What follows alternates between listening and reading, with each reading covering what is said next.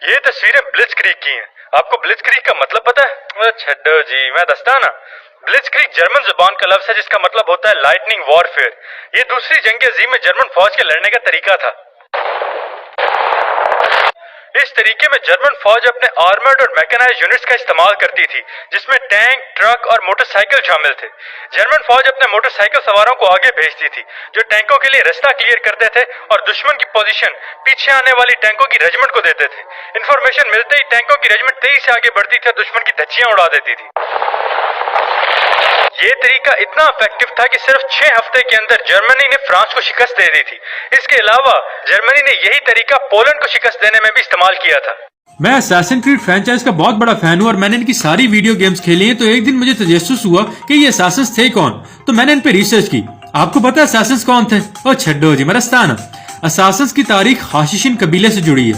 हाशिशिन कबीला middle east में exist करता था और इनकी एग्जिस्टेंस का टाइम पीरियड जो था वो 1100 था। इस कबीले के लोग मर्सिनरीज थे, यानी किराए के कातिल थे, और ये लोग अपनी असैसिनेशन स्किल यानी लोगों को खत्म करने की महारत की वजह से जाने जाते थे। ये बहुत ही डेडली कबीला था और इवन यूरोपियन भी इन्हें जानते थे और यूरोपियन इन्हें असैसिन्स के नाम से बुलाते थे। वक्त के साथ साथ हाशिन कबीला तो खत्म हो गया, लेकिन असैसिन लफ्ज इंग्लिश जुबान का हिस्सा बन गया और आज भी हम असैसिन लफ्ज को जानते हैं। इन्होंने पूछा है कि जिसने पहली घड़ी बनाई थी उसने टाइम कहां से देखा था? और छड्डो जी, मदस्ताना। डिजिटल घड़ियों से पहले मैकेनिकल घड़ियां होती थी और उससे पहले सन डायल हुआ करते थे। सन डायल सूरज की रोशनी से पड़ने वाले साए की मदद से यह बताते थे कि दिन में कितना वक्त गुजरा है। और उससे पहले सैंड क्लॉक्स होती थी, वाटर क्लॉक्स थी, और इसके अलावा कदीम मिस्र के अंदर बड़े बड़े ऑब्लिक्स बनाए जाते थे जिनका काम यही था कि वो गुजरते हुए वक्त को माप सके। हुण दसो, स्वाद आया कि नहीं? लोगों ने मुझे कहा कि मैंने कभी मैथ पे वीडियो नहीं बनाई, तो आज बना लेते हैं। आपको पता है परसेंटेज कैसे निकालते हैं? और छड्डो जी, मैं दस्ताना। इसका फॉर्मूला होता है given value divided by total value multiply by 100। अब मिसाल के तौर पे मेरे इंस्टाग्राम के ऊपर 6100 फॉलोअर्स हैं, मेरे टिकटॉक के ऊपर 4,95,000 फॉलोअर्स हैं। मैंने अगर ये चेक करना हो कि कितने परसेंट टिकटॉक के लोग मुझे इंस्टाग्राम पे सपोर्ट कर रहे हैं, तो उसका फॉर्मूला होगा 6100 डिवाइडेड बाय 4,95,000 मल्टीप्लाई बाय 100, और ये ऑलमोस्ट 1% के करीब बनेगा। यानी सिर्फ 1% लोग मुझे इंस्टाग्राम पे सपोर्ट कर रहे हैं। और अगर अभी मैं बोलूँ ना कि मैंने किसी की लीड वीडियो लगाई है इंस्टाग्राम पे, तो अद्धी अवाम मुंह चुक के उठे टुट जाना है। इन्होंने कहा इन्होंने अपने बच्चे से काउंटिंग पूछी तो उसने ये काउंटिंग सुनाई। ये काउंटिंग गलत है। आपको असली काउंटिंग का पता है? और छड्डो जी, मरस्ताना। असली काउंटिंग में सबसे पहले आयरन मैन आता है, क्योंकि आयरन मैन को कहते हैं the man cursed with knowledge. इसके अलावा वो टेक्नोलॉजी के एक्सपर्ट है और अपना टारगेट अचीव करने के लिए कुछ भी कर सकता है। फिर आता है बैटमैन।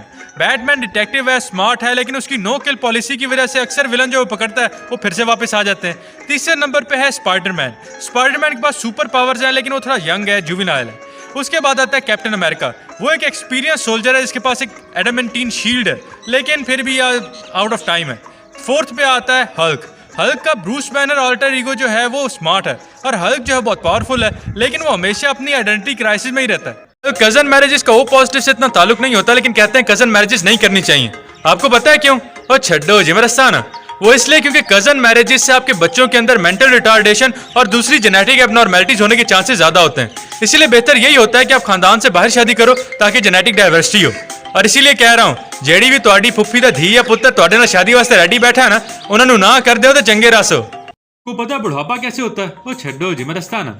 वक्त के साथ साथ आपके डीएनए के एंड्स, जिन्हें टीलोमियर कहते हैं, उनकी डिग्रेडेशन शुरू हो जाती है, जिसकी वजह से जेनेटिक इन्फॉर्मेशन का लॉस शुरू हो जाता है और आहिस्ता आहिस्ता आप बूढ़े होते जाते हो। कुछ समझ आई? अगली भी गई। इन्होंने पूछा है कि अगर एंटीबॉडी से इलाज हो सकता है तो वैक्सीन की क्या जरूरत है? और छड्डो जी, मरस्ताना। एंटीबॉडी से मरीजों का इलाज किया जा सकता है, जैसे कोविड पॉजिटिव पेशेंट, लेकिन ये कोई परमानेंट सोल्यूशन नहीं है, क्योंकि एंटीबॉडीज बहुत छोटा अरसा आपके ब्लड में रहती हैं। लेकिन जब आपको वैक्सीन लगती है तो आपका इम्यून सिस्टम एक्टिव होता है और मेमोरी सेल्स बनते हैं जो कई कई सालों तक आपको उस बीमारी के खिलाफ कुव्वत मुदाफियत फराहम करते हैं। यानी एंटीबॉडी सिर्फ वक्ती जुगाड़ है, तो वैक्सीन पक्का कम है। इन्होंने पूछा है कि क्या लॉजिकल इंसान इमोशन फील करता है? और छड्डो जी, मरस्ताना। हर नॉर्मल इंसान इमोशन फील करता है, क्योंकि इंसानी दिमाग के अंदर लिम्बिक सिस्टम होता है जिसका काम इन इमोशंस को फील करना होता है। सिर्फ साइकोपैथ ऐसे लोग होते हैं जो इमोशन फील नहीं करते। इसके अलावा एक लॉजिकल इंसान अपने इमोशंस को सप्रेस कर सकता है, उन्हें दबा सकता है, क्योंकि आजकल के दौर च इमोशन विखाना कमजोरी समझी जाती है, ते कमजोर बंदे नूं जमाना जीण नहीं देंदा। इन्होंने कहा है कि मैं क्यूट हूँ, इसलिए इनका दिल करता है कि ये मुझे गुदगुदी करें। आपको पता है गुदगुदी क्या होती है? और छड्डो ये मरस्ताना। जब भी कोई दूसरा इंसान आपके सेंसिटिव एरियाज पे टच करता है, जैसे आपकी गर्दन, आपकी आर्म पेट, आपकी बेली की साइड या आपकी जो पाँव की सोल होती है, तो उससे ढेर सारे सेंसिटिव सिग्नल्स आपके दिमाग में जा रहे होते हैं और आपके मसल्स की इनवॉलंटरी कॉन्ट्रैक्शन हो रही होती है और उसकी वजह से आपको वो गुदगुदी की मजे वाली फीलिंग आती है। और मैं एक बात पहले बता दूं, मेरे नाल एहो जी टीटो पार्टियां नहीं लानियां। आपको पता है हमारे मुल्क का सबसे बड़ा फ्लॉ क्या है? ओ छड्डो जी मरस्तान, हमारे मुल्क का सबसे बड़ा फ्लॉ यह है कि यहाँ पे कोई इंसान अपनी गलती नहीं मानता। मेरे गांव के अंदर 4 तालाब थे गंदे पानी की निकासी के लिए, लेकिन छोटे तबकों ने इन तालाबों को भर के इसके ऊपर मौजूद जमीन पे कब्जा कर लिया।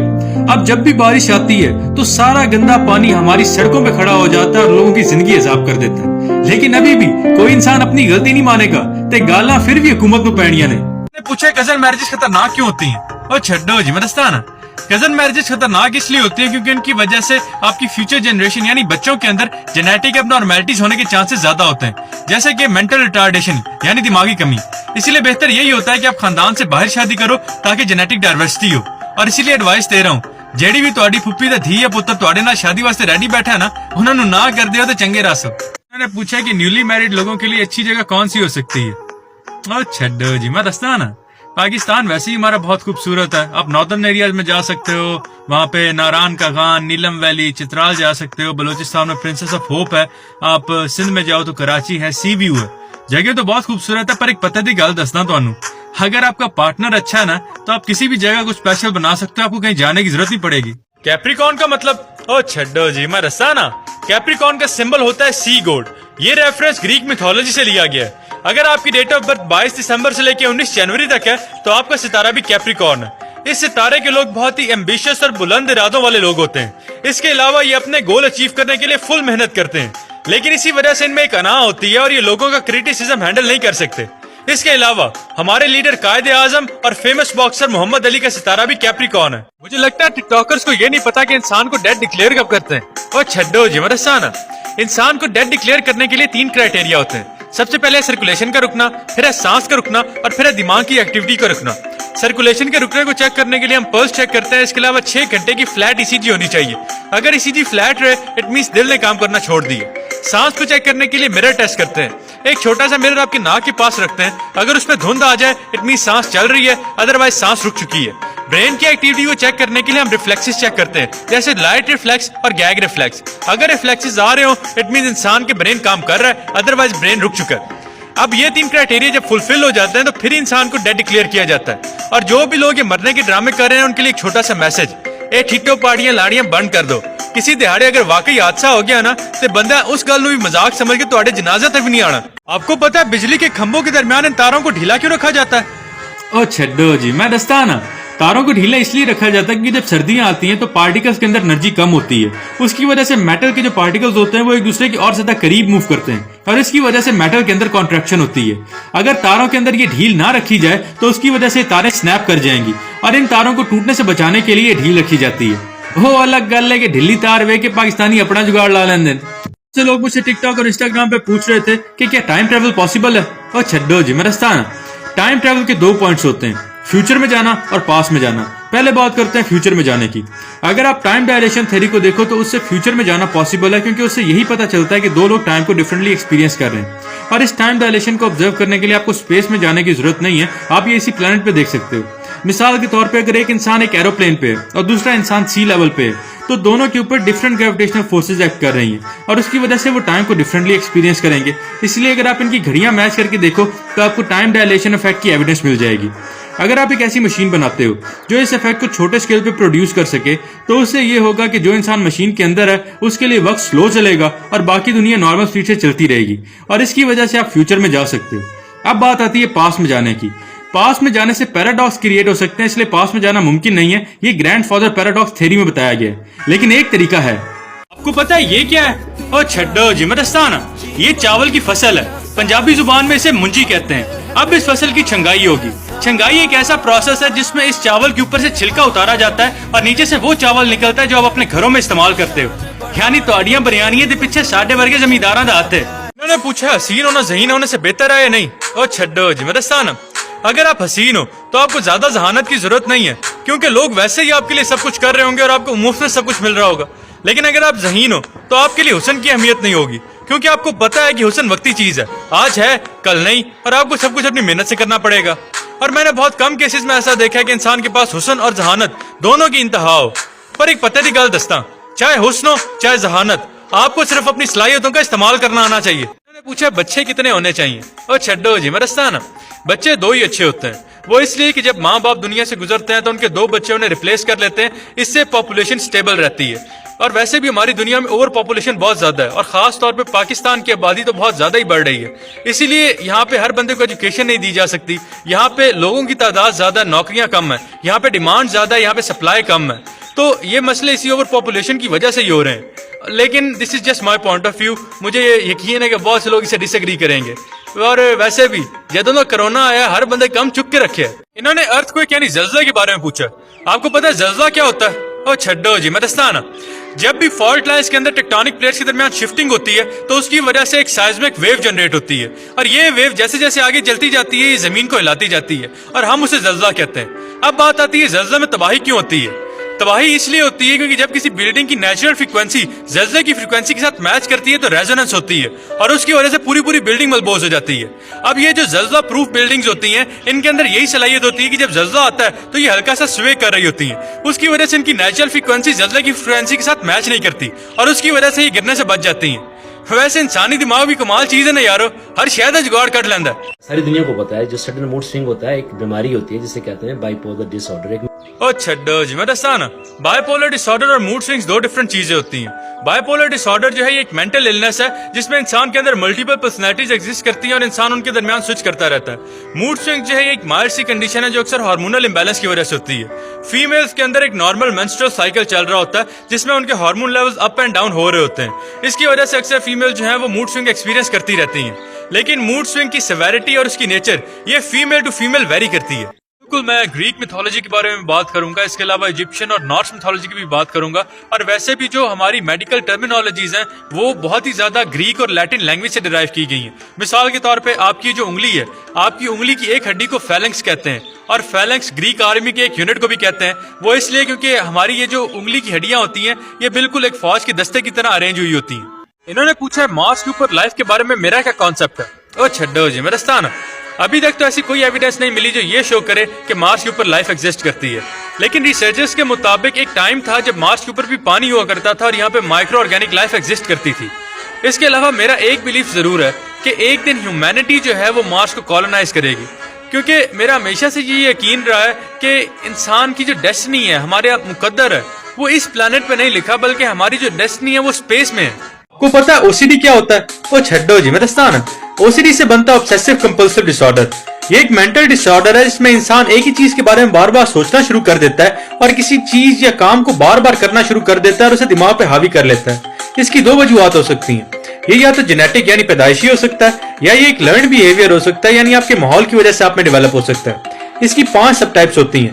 इसके अलावा इस बीमारी का इलाज मुमकिन है। इसके इलाज के लिए साइकोथेरेपी की जाती है, मेडिकेशन दी जाती है और एक्सपोजर थेरेपी की जाती है जिसमें आपको यह सिखाया जाता है कि अपने कंपल्सिव बिहेवियर को कंट्रोल कैसे किया जाए, क्योंकि हर शय लिमिट ही चंगी लगती है। मैंने 2 बच्चों वाली वीडियो बनाई तो उस पर बहुत से लोगों ने कमेंट किया कि ज्यादा औलाद देना ये अल्लाह की मर्जी होती है। बिल्कुल इसमें कोई शक नहीं, औलाद देना अल्लाह के हाथ में।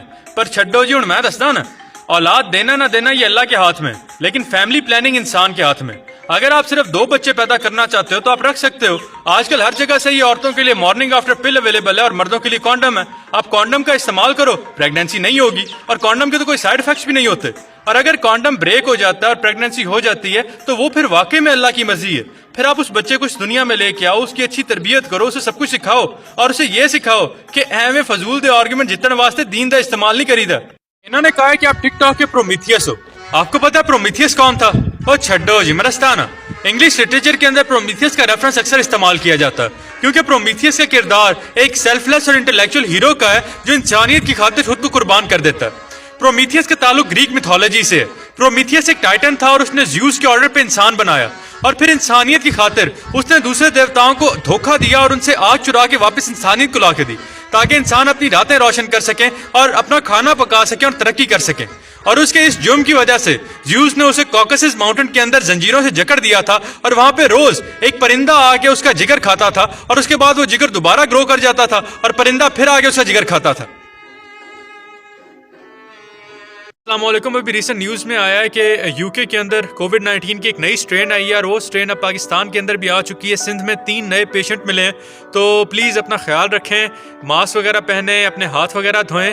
अगर एहतियात अपने लिए नहीं करनी तो दूसरे वास्ते ही कर लो जनाब। उन्होंने कहा है कि क्या सरगोदा का पानी ख़राब होता है? ओ छड्डो जी मरस्ताना, नहीं ऐसी कोई बात नहीं। सरगोदा का पानी बहुत अच्छा है। एटलीस्ट जो हमारा सरगोदा में गांव है वहाँ पे तो पानी बहुत अच्छा आता है। मुझे पूरे शहर का नहीं पता, हो सकता है किसी मखसूस इलाके में सही पानी ना आता हो, लेकिन सरगोदा से जब आप जोराबाद वाली साइड पे जाते हो तो फिर पानी खारा होता जाता है। आपको पता है खंडर किस चीज़ का है? ओ छड्डो जी मरस्ताना, ये महकमा नहर के ऑफिसर का घर था, लेकिन ये प्रॉपर्टी बहुत बड़ी थी, इसलिए हुकूमत ने अब इस घर को गिरा के यहाँ पे डिप्टी कमिश्नर का दफ्तर बनाया ताकि इस प्रॉपर्टी का सही इस्तेमाल किया जाए। तो फिर तुसी कहंदे हो तो हुकूमत तुहाडे टैक्सां दा इस्तेमाल नहीं करती। पता है BTS बैंड कौन है? ओ छड्डो जी मरस्ताना, BTS एक कोरियन पॉप बॉय बैंड है। इनका एक नाम बैंगटन बॉयज भी है। इस बैंड के टोटल 7 मेंबर्स हैं, जिनमें Jungkook, Jin, J Hope, Jimin, V, Suga और RM यानी रैप मॉन्स्टर शामिल हैं। इस बैंड को बहुत से अवार्ड्स के लिए नॉमिनेट किया गया और अब तक ये 323 अवार्ड्स जीत चुके हैं और इनके फैंस आपको पूरी दुनिया में मिलेंगे। यहाँ तक कि पाकिस्तान में भी इनके फैंस मौजूद हैं और ये फैंस अपने आप को BTS आर्मी बुलाते हैं। आपको पता है धुंध क्यों पड़ती है? और छड्डो जी मरस्ताना, धुंध इसलिए पड़ती है क्योंकि जब सर्दियाँ आती हैं तो हवा मौजूद मॉइस्चर कंडेंस करता है और वाटर वेपर्स की शक्ल ले लेता है और ये वेपर्स निचली सतह पे आके इकट्ठे हो जाते हैं, जिसकी वजह से धुंध नजर आती है। धुंध के अंदर विजिबिलिटी बहुत कम हो जाती है, इसलिए अगर आप सड़क पर निकले हुए हैं तो अपनी गाड़ी या बाइक की लाइटें ठीक करवाएं ताकि कोई हादसा ना हो। और जो लोग अपनी लाइटें ठीक करवाए बगैर सड़कों पर फिर रहे हैं उनके लिए एक छोटा सा मैसेज, तुसी कल्ले नहीं डुबना जनाब, तुसी किसी और भी नाल लाके डुबना। पूछा है कि क्या मैं एलियंस की एग्जिस्टेंस पे बिलीव रखता हूँ? ओ छड्डो जबरदस्ताना, बिल्कुल मैं बिलीव करता हूँ कि एलियन एग्जिस्ट करते हैं, क्योंकि एलियन का मतलब ये नहीं है कि वो जो फिल्मों में होता है कि एलियन दूसरी दुनिया से आके हम पे हमला कर रहे हैं और फॉर सम रीज़न वो हमेशा अमेरिका पे ही हमला करते हैं, बाकी दुनिया शायद में नज़र नहीं आती। एलियंस का मतलब है कि कोई भी फॉरेन लाइफ फॉर्म, और हमारी यूनिवर्स बहुत ही वास्ट है। यहाँ पे बेशुमार गैलेक्सीज हैं और हज़ारों प्लैनेट्स हैं और कुछ ऐसे प्लैनेट्स भी हैं जहाँ पे पानी भी मौजूद है, और जहाँ पे पानी मौजूद है वहाँ पे लाइफ फ्लरिश कर सकती है। इवन मार्स के बारे में भी कहते हैं कि एक वक्त था कि यहाँ पे पानी था और यहाँ पे माइक्रो ऑर्गेनिजम्स जो थे वो एग्जिस्ट करते थे। अब ज़रूरी नहीं है कि जो लाइफ स्पेस में एग्जिस्ट करती होगी वो इंटेलिजेंट होगी, हो सकता है वो अनइंटेलिजेंट हो सकता है वो माइक्रो ऑर्गेनिजम्स हो, लेकिन आई बिलीव के पूरी स्पेस में किसी डिफरेंट प्लैनेट पे लाइफ जरूर एग्जिस्ट करती है। इन्होंने पूछा है कि ब्रीदिंग और रेस्पिरेशन में फर्क क्या होता है? वो छड्डो जी मरस्ताना, ब्रीदिंग नॉर्मल इंस्पिरेशन और एक्सपिरेशन का प्रोसेस होता है जिसमें आप हवा को अपने फेफड़ों में लेके जाते हो और फिर उसे एक्सेल करते हो, जबकि रेस्पिरेशन जो है ये एक मेटाबॉलिक प्रोसेस होता है जिसमें आपके सेल्स ऑक्सीजन का इस्तेमाल करते हैं और ATP यानी एनर्जी प्रोड्यूस करते हैं। इसकी फर्दर 2 टाइप्स होती है, एरोबिक और एनारोबिक रेस्पिरेशन। कुछ समझ आई? अगली भी गई। पूछा है कि मैंने ये क्यों कहा था कि इंसानियत का मुकद्दर स्पेस में है? तो छड्डो जी मरस्ताना, अगर आप पहले इंसानों को देखो तो उनके लिए एक जजीरा ही पूरी कायनात होता था, क्योंकि जब वो समुद्र को देखते थे उन्हें लगता था कि समुद्र को तो कोई क्रॉस कर नहीं सकता, इसीलिए उनकी दुनिया सिर्फ एक जजीरे तक महदूद थी। लेकिन फिर इंसान ने अपना शऊर इस्तेमाल किया, उसने बहरी जहाज इजाद किए और उसके वजह से जजीरों के दरमियान आना जाना मुमकिन हुआ और इंसान के दिमाग में जो कायनात का वजूद था वो बड़ा हो गया। उसके बाद एस्ट्रोनॉमी आई, लोगों को पता चला कि ये तो सिर्फ एक प्लैनेट है, जैसे और भी प्लैनेट्स हैं, लेकिन प्लैनेट्स के दरमियान स्पेस है जिसे कोई क्रॉस नहीं कर सकता। आहिस्ता आहिस्ता फिर इंसान ने अपने शऊर का इस्तेमाल किया, अपने दिमाग का इस्तेमाल किया और उससे स्पेसशिप बनाई, जिसकी वजह से अभी भी स्पेस के अंदर एस्ट्रोनॉट मौजूद है। अब मेरे नज़दीक इंसान को शऊर देने का मकसद यही था कि इंसान जो है वो दुनिया में छुपे मिस्ट्रीज, दुनिया के राजों से पर्दा हटा सके, और स्पेस से बड़ी मिस्ट्रीज दुनिया में क्या हो सकती है। मैंने पूछा कि क्या मैं मरमेड्स यानी जल परियों पे यकीन रखता हूँ? तो छड्डो जी मरस्ताना, मरमेड ये जल परी एक ऐसे जानदार को कहते हैं जिसका आधा जिस्म इंसान का और आधा मछली का। रियलिटी में ये एग्जिस्ट करती है या नहीं इस बारे में तो कुछ नहीं कहा जा सकता, लेकिन एक मेडिकल कंडीशन है जिसे साइनोमिलिया कहते हैं।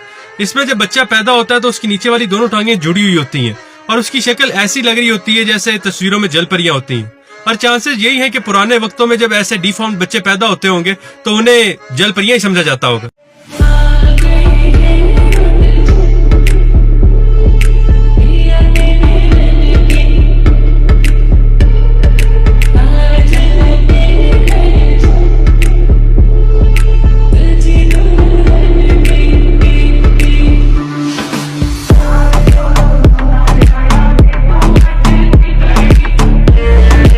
कह रही है कि मैं सैपियोसेक्सुअल हूँ, इसकी वजह से आप मुझे बहुत अट्रैक्टिव लगते हो।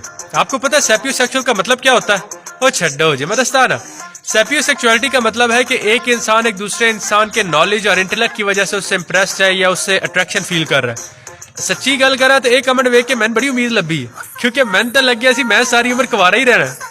मैं असैसिन क्रीड फ्रेंचाइज का बहुत बड़ा फैन हूं और मैंने इनकी सारी वीडियो गेम्स खेली हैं। तो एक दिन मुझे तजस्सुस हुआ कि ये असैसिन्स थे कौन, तो मैंने इन पे रिसर्च की। आपको पता है असैसिन्स कौन थे? ओ छड्डो जी, मरस्ताना। असैसिन्स की तारीख हाशिशिन कबीले से जुड़ी है। हाशिशिन कबीला मिडल ईस्ट में एग्जिस्ट करता था और इनकी एग्जिस्टेंस का टाइम पीरियड जो था वो 1100 था। इस कबीले के लोग मर्सिनरीज थे, यानी किराए के कातिल थे, और ये लोग अपनी असैसिनेशन स्किल यानी लोगों को खत्म करने की महारत की वजह से जाने जाते थे। ये बहुत ही डेडली कबीला था और इवन यूरोपियन भी इन्हें जानते थे और यूरोपियन इन्हें असैसिन्स के नाम से बुलाते थे। वक्त के साथ साथ हाशिन कबीला तो खत्म हो गया, लेकिन असैसिन लफ्ज इंग्लिश जुबान का हिस्सा बन गया और आज भी हम असैसिन लफ्ज को जानते हैं। उन्होंने पूछा है कि जिसने पहली घड़ी बनाई थी उसने टाइम कहां से देखा था? और छड्डो जी, मदस्ताना। डिजिटल घड़ियों से पहले मैकेनिकल घड़ियां होती थी और उससे पहले सन डायल हुआ करते थे। सन डायल सूरज की रोशनी से पड़ने वाले साए की मदद से ये बताते थे कि दिन में कितना वक्त गुजरा है। और उससे पहले सैंड क्लॉक्स होती थी, वाटर क्लॉक्स थी, और इसके अलावा कदीम मिस्र के अंदर बड़े बड़े ऑब्लिक्स बनाए जाते थे जिनका काम यही था कि वो गुजरते हुए वक्त को माप सके। हुण दसो, स्वाद आया कि नहीं? ये तस्वीरें ब्लिट्जक्रीग की हैं। आपको ब्लिट्जक्रीग का मतलब पता है? छड्डो जी, मैं दस्ता ना। ब्लिट्जक्रीग जर्मन जुबान का लफ्ज है जिसका मतलब होता है लाइटनिंग वॉरफेयर। ये दूसरी जंग अजीम में जर्मन फौज के लड़ने का तरीका था। इस तरीके में जर्मन फौज अपने आर्मर्ड और मैकेनाइज्ड यूनिट्स का इस्तेमाल करती थी, जिसमें टैंक, ट्रक और मोटरसाइकिल शामिल थे। जर्मन फौज अपने मोटरसाइकिल सवारों को आगे भेजती थी, जो टैंकों के लिए रास्ता क्लियर करते थे और दुश्मन की पोजीशन पीछे आने वाली टैंकों की रेजिमेंट को देते थे। इंफॉर्मेशन मिलते ही टैंकों की रेजिमेंट तेजी से आगे बढ़ती थी और दुश्मन की धज्जियां उड़ा देती थी। ये तरीका इतना इफेक्टिव था कि सिर्फ 6 हफ्ते के अंदर जर्मनी ने फ्रांस को शिकस्त दे दी थी। इसके अलावा जर्मनी ने यही तरीका पोलैंड को शिकस्त देने में भी इस्तेमाल किया था।